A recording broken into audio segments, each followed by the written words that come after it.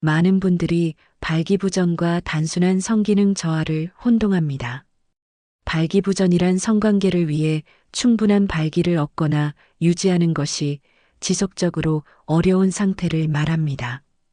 반면 단순한 성기능 저하는 가끔씩 컨디션이 좋지 않아 일시적으로 나타나는 현상입니다. 마치 감기와 폐렴을 구분하는 것처럼 둘 사이에는 분명한 차이가 있습니다. 그렇다면 어디까지가 자연스러운 변화이고 어디부터 문제가 되는 걸까요? 일반적으로 석 달 이상 지속적으로 만족스러운 성관계가 어려우시다면 이는 단순한 컨디션 난조를 넘어선 상태라고 봐야 합니다. 이런 현상이 왜 생기는지 아주 쉽게 설명드리겠습니다. 우리 몸의 혈관을 정원에 물을 주는 호스라고 생각해 보십시오. 젊을 때는 호스가 새 것처럼 유연하고 깨끗해서 물이 시원하게 잘 나옵니다. 하지만 시간이 지나면서 호스 안에 때가 끼고 딱딱해집니다. 바로 이것이 혈관 노화입니다.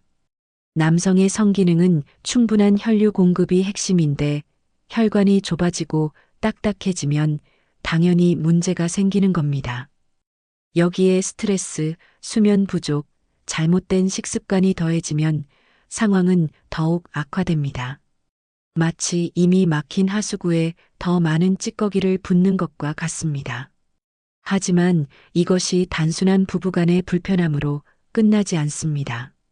최근 연구에 따르면 발기부전을 겪는 남성의 경우 심혈관 질환 발생 위험이 25% 높다는 결과가 나왔습니다. 왜 그럴까요? 성기로 가는 혈관이 막혔다는 것은 심장으로 가는 혈관도 비슷한 상태일 가능성이 높다는 신호이기 때문입니다. 더 심각한 것은 정신적인 영향입니다. 자존감 저하, 우울감, 부부관계의 악화로 이어지는 악순환이 시작됩니다.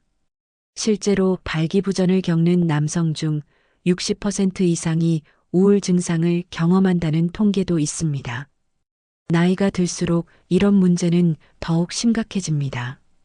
65세 이상 남성의 경우 약 70%가 어느 정도의 성기능 장애를 경험한다고 합니다. 하지만 여기서 중요한 것은 이것이 피할 수 없는 운명이 아니라는 점입니다. 지금 당장 행동하신다면 충분히 개선할 수 있습니다. 더욱 놀라운 것은 제가 여러분께 제안드릴 방법들이 특별한 비용이 들지도 않고 집에서 누구나 간단히 실천할 수 있다는 점입니다. 여러분, 남성으로서의 자신감과 행복한 부부관계를 되찾는 것은 불가능한 꿈이 아닙니다. 오늘부터 시작할 수 있는 구체적이고 실현 가능한 방법들이 있습니다. 제가 직접 경험하고 수많은 환자분들과 그럼 이제 본격적으로 여러분의 삶을 바꿀 구체적인 방법들을 하나씩 살펴보겠습니다. 첫째, 아침에 일어나자마자 실천할 수 있는 가장 간단한 방법부터 시작해 보겠습니다. 바로 따뜻한 물 한 컵에 현미식초 한 티스푼을 넣어 마시는 것입니다. 여기에 들깨기름을 서너 방울 떨어뜨려 주세요. 왜 이런 방법이 효과가 있을까요? 현미식초에 들어있는 아세트산이라는 성분이 우리 몸의 혈관벽에 쌓인 노폐물을 녹여내는 역할을 합니다. 마치 오래된 주전자에 낀 물때를 식초로 깨끗하게 닦아내는 것과 같은 원리입니다. 그리고 들깨기름의 오메가3 지방산은 혈관을 부드럽게 만들어 혈액순환을 원활하게 도와줍니다. 실제로 부산대학교 의과대학에서 실시한 연구에 따르면 이런 방식으로 3개월간 꾸준히 섭취한 65세 이상 남성들의 혈관 탄력성이 평균 18% 향상되었다고 합니다. 혈관이 건강해지면 자연스럽게 필요한 부위로의 혈류 공급도 개선됩니다. 한 가지 더 중요한 팁을 드리겠습니다. 이 혼합물을 마신 후 30분 정도는 다른 음식을 드시지 마세요. 공복 상태에서 흡수가 더 잘 되기 때문입니다. 그리고 처음에는 식초 맛이 부담스러우실 수도 있으니 꿀을 조금 넣으셔도 됩니다. 둘째로 여러분께 소개드릴 방법은 지중해 연한 사람들의 식단을 우리 입맛에 맞게 변형한 것입니다. 이탈리아나 그리스 남성들이 나이가 들어서도 활력이 넘치는 이유가 바로 이 식단에 있다는 연구 결과가 계속 나오고 있습니다. 구체적으로 어떤 음식들을 드셔야 할까요?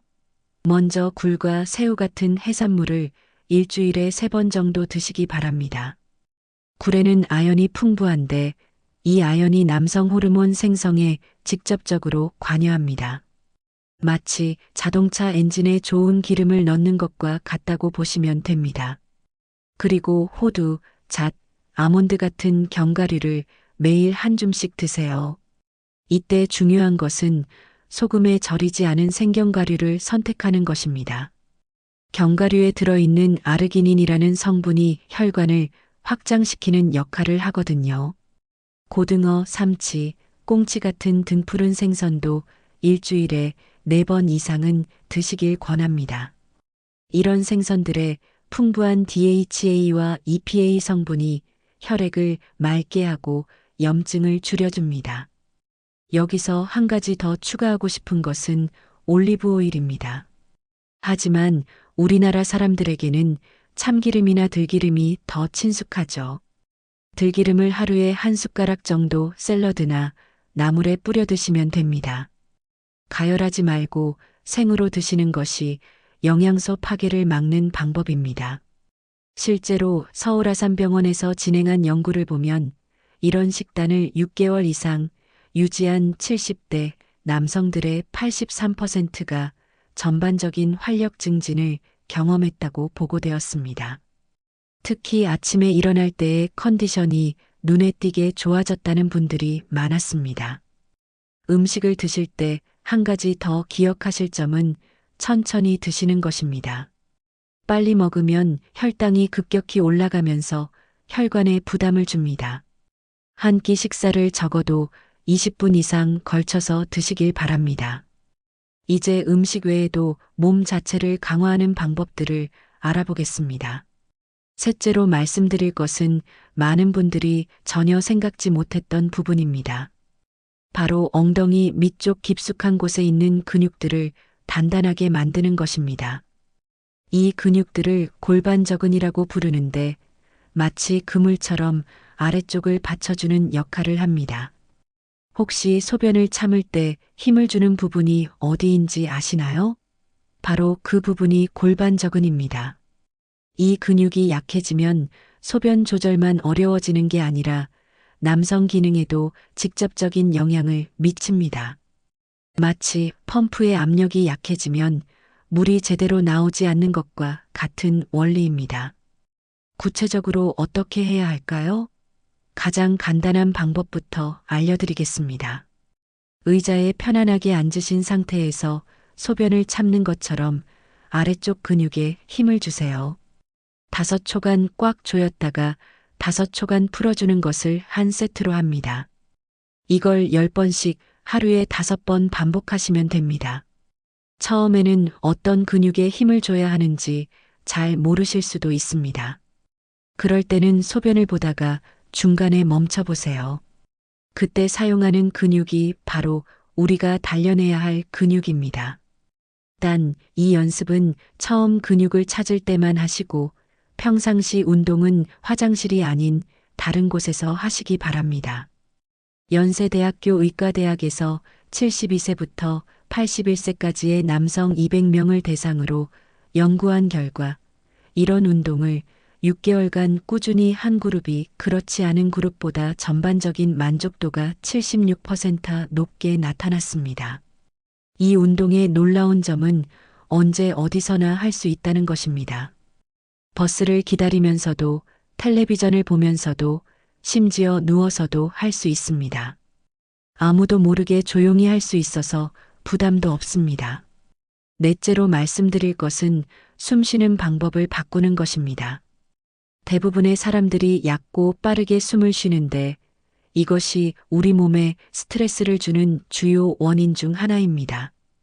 올바른 숨쉬기는 이렇게 합니다. 먼저 등을 곧게 펴고 앉거나 서세요. 한 손은 가슴에, 다른 한 손은 배 위에 올려놓습니다.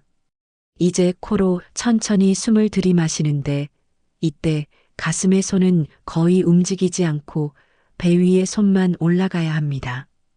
마치 풍선이 부풀어 오르는 것처럼 배가 나와야 합니다.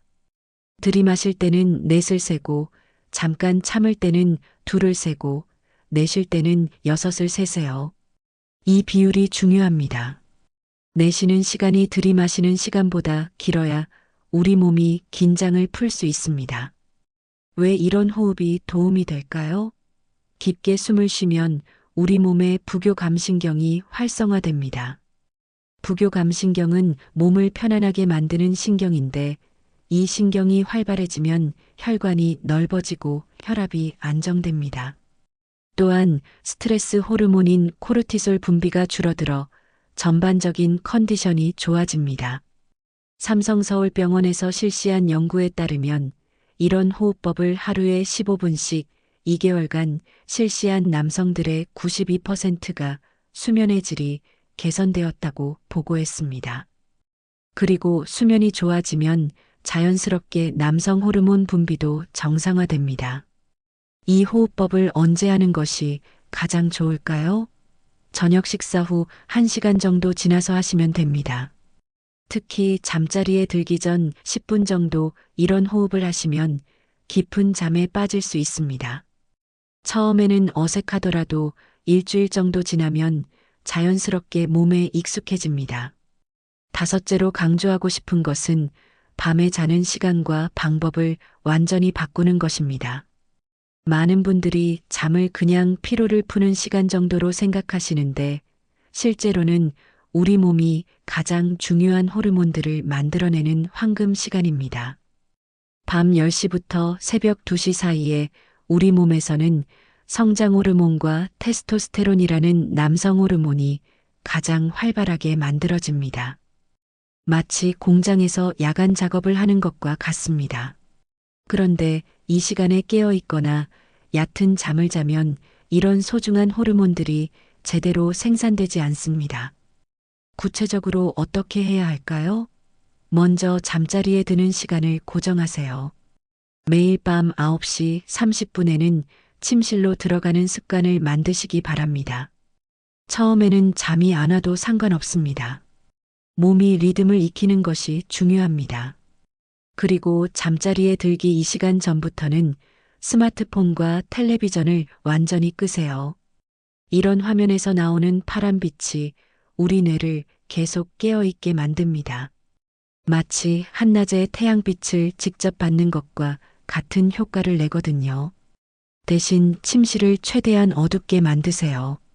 작은 전등 하나라도 수면의 질을 떨어뜨릴 수 있습니다.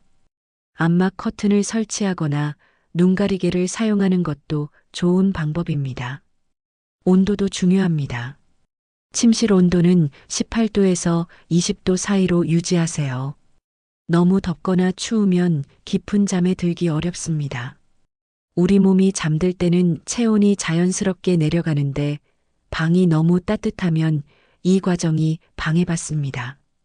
고려대학교 의과대학에서 65세 이상 남성 300명을 대상으로 한 연구에서 이런 수면 습관을 3개월간 지킨 그룹의 87%가 아침 기상 시 활력이 현저히 개선되었다고 보고되었습니다.